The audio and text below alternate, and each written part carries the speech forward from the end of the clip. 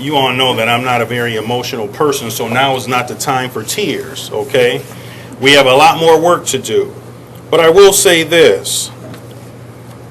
Being down by 586 points or 86 votes in probably one of the most horrible economies that I can ever recall in my almost 50 years, remember that almost 50 years of being on this earth, is really not that bad.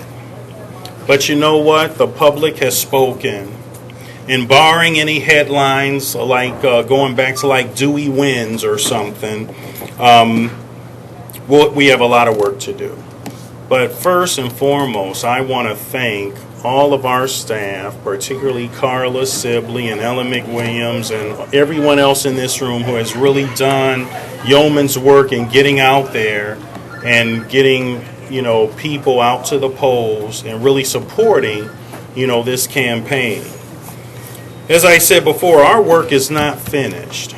We have to create opportunities for Akron's future, for our future neighbors, our future workers, and we're going to continue that work.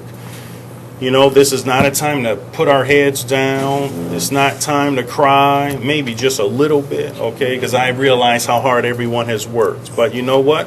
We're going to have to work just a little bit harder because being that, 500 plus votes down, that means we have a very small window to break through and get over the hump, and we're going to do it. Whether we're back on the ballot in March or May or next November, I'll confer with the board and we'll come up with our plans. Now, in terms of our budget issues, we knew we would have to make some adjustments regardless, whether this issue passed or failed.